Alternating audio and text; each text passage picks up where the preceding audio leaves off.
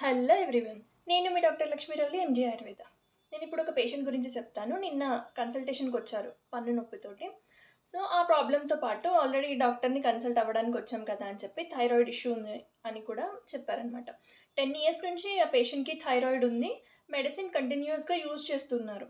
అప్పుడు ఫ్లక్చుయేషన్స్ వల్ల మెడిసిన్ ఇంత డోసేజ్ అని ఇచ్చారు. అది కంటిన్యూయస్‌గా యూజ్ చేస్తున్నారు.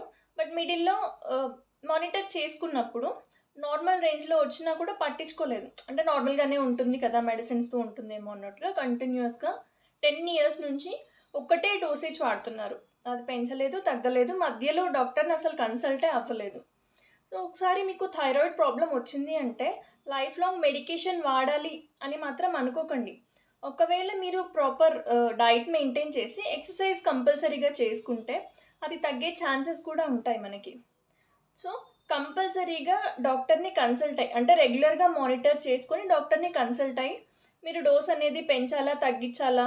నార్మల్ అయిపోయింది అనుకుంటే మొత్తానికే మానేయాలా కూడా ఒకసారి చూసుకొని ప్రాపర్‌గా యూజ్ చేయండి తప్ప కంటిన్యూయస్‌గా మాత్రం యూజ్ చేయకండి.